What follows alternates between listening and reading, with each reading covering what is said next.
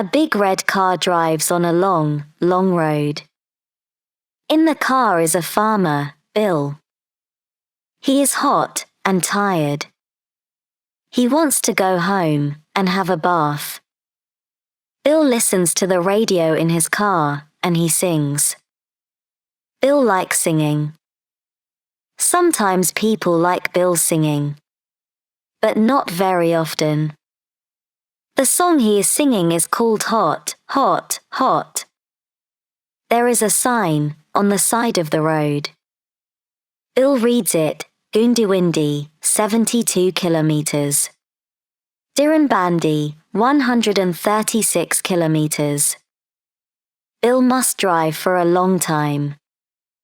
His home is about 100 kilometres away. He rubs his eyes. The sun is very hot and the road is long. Bill does not want to go to sleep, so he sings some more.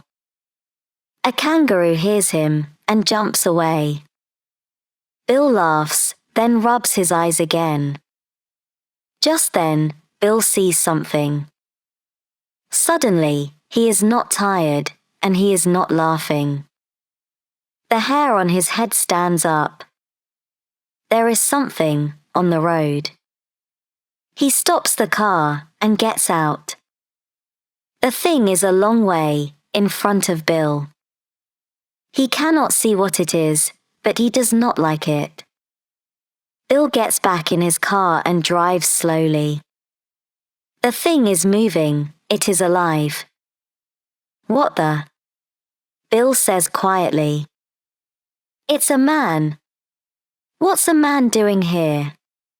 He thinks there must be something wrong. Bill stops his car 10 meters from the man and looks out. Hello, says Bill. Are you okay? Are you looking for something? The man does not move or speak. He is looking at the sky and smiling unhappily. Bill looks up too. He can see nothing. There is a gun in Bill's car. He looks at it. I must be careful, he thinks.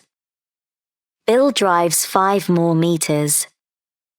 He can see that the man is about 40 years old. He is wearing a good suit, but it is old. Hey, are you okay? Bill asks again. Can I help you? The man moves his head slowly to look at Bill. He says nothing, then begins to walk. Bill watches him for a minute. He thinks, I must do something. Where are you going? Shouts Bill. There's nothing on that road. Do you have any water? The sun's very hot. Can you hear me? Bill does not know what to do. He cannot leave the man here. What is wrong with him, he thinks. Is he ill? A lizard runs across the road. A big bird flies near the man. It looks down, hungrily. Near the road are some bones, a dead kangaroo. Bill is afraid, but he cannot drive away and leave the man. The man looks very tired, so Bill drives 2 more meters. Do you want to die out here? There is no answer. Get in. I'm taking you home, says Bill. He opens the car door and gets out. He moves very slowly and talks very quietly. It's okay. You can come with me. Get in the car and sit down. I have some water in the car. Bill helps the man and he gets into the car. He is very dirty and tired. Bill gives him a drink. The man is thirsty and drinks a lot of water. Stop, says Bill. Don't drink all the water. A little now, then more later. The car drives fast on the long, straight road. The two men sit and say nothing. Bill listens to the news on the radio. There is rain in Adelaide. A man in Sydney is 125 years old today. A kangaroo is learning to talk. And a very white light is in the sky near Wollongong. Bill likes the news. Next to him, the man sleeps. Bill looks at him. The man wears an expensive suit and nice shoes. Why is he out here in the sun without a hat? They drive for an hour before they get to Bill's house. Bill leaves the man asleep in the car. He goes into the house and tells his wife, Emily, about the man. Emily always knows what to do. We must find out who he is, then phone his home, she says. Let's look in his pockets. Perhaps there is something with his name on it. Bill and Emily go to the car. They find a wallet in the man's pocket. There is a name, John Phillips, and a telephone number. There is also some money. This money is 25 years old, says Bill to Emily. Why has he got old money? John Phillips, says Emily to the man. You're very interesting. John suddenly opens his eyes and looks at her, smiling. Can you walk? Emily asks John. He gets up slowly. You're ill. Let's put you into a bed. Carefully, they help John out of the car. Bill's dog sees John and is afraid. He runs away and sits under a tree. Bill and Emily help John upstairs and onto a bed. 10 minutes later, he is sleeping again. In the kitchen, Emily says, I don't understand this. It's not right. He's different. Oh, I don't know. I don't want him in our house. I am afraid of him, says Bill. I know. I'm afraid, too. Let's call the flying doctor, says Emily. Then we must talk to his family. Bill picks up the telephone and calls the doctor.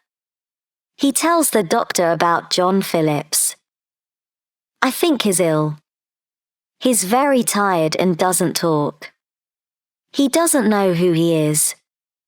Can you come quickly? The doctor lives about 200 kilometres away. He must fly a plane to visit Bill. I'm coming now, he says. Look out for me in half an hour. Bill puts the phone down. Okay. Let me talk to his wife, says Emily. She takes the phone and calls the number. Somebody answers and Emily talks for a long time. Bill hears her say, but he is here. No, it is John Phillips. We have his wallet, his name is in it. Hello. Hello. Are you there? Oh. What? When? I don't understand. Okay. Thank you. Goodbye. When she stops talking, her face is white. She looks at Bill and says, This is all wrong. John Phillips is missing, his wife says. For how long? Says Bill. 30 years, says Emily. His wife has a new husband now. They have 3 children. The flying doctor is late. After an hour he arrives in his plane. I'm sorry, he says. This is a new plane, but sometimes it doesn't go very well. I must take it to a mechanic. But it doesn't matter now. I'm here. Bill tells him everything. The doctor asks a lot of questions, then goes to see the man. John Phillips is looking at the plane through the window. "Hello, John," says the doctor. "I'm a doctor, and I need to ask you some questions. Can you remember your name? Can you remember where you live?" John does not answer. The doctor talks to Bill and Emily. He says, "John hasn't got any broken bones, but I'm not happy about him. I want to take him to hospital." They put John in the plane next to the doctor. "Phone us," says Emily, when the doctor gets in the plane. "Phone us from the hospital." Soon the doctor and John Phillips are high in the sky. Suddenly John speaks for the first time. He talks slowly. "I don't want to be here. I want to be with my friends. They are looking for me." John stands up in the plane. "Wait, you can't do that," says the doctor. "Sit down." John opens the door and says to the doctor, "You can come too." "Do you want to?" "What?" shouts the doctor. John looks into the doctor's eyes. The doctor cannot move. He cannot look away. It is cold in the plane, but the doctor is hot. John's eyes are looking straight through him. "Come with me. It's a good place. It's better than here." "How can I?" says the doctor quietly. Then John jumps. The doctor looks out of the window. John is falling, down, down, down. But the doctor can see a smile on his face. He isn't going to die, thinks the doctor. He knows that. There are small trees below the plane. Cars drive on a long road. Kangaroos jump all around. John is very small now, and he is falling fast. John is 20 meters above the trees. A kangaroo looks up, but John is not falling anymore. A beam of light stops him and takes him away. Up, up, up. The doctor closes his eyes. The light is very, very white. When he opens his eyes, the light is not there. John is not there. The doctor sees something in the sky. Then there is nothing. He is very unhappy, more unhappy than ever. "I want to go too," he says. Roy Cole is a mechanic and he works in an airport. Today he is happy. The sun is nice and warm. Tomorrow is Saturday, and this weekend Roy is buying a new car. He is excited. He is eating a sandwich when he hears the plane. He looks up and sees it in the sky. The plane is coming to the airport. It gets very near. In the plane, Roy can see a man. "Who is this?" thinks Roy. "I don't know this plane." He puts his sandwich in his pocket. The plane stops at the airport and a man gets out. Roy begins to walk across to him. The man stands still and looks at the sky. There is a small smile on his face. His suit is dirty and he looks tired. "Oh dear," thinks Roy. What's the matter with him? Roy likes to talk to people. He smiles, then talks to the man.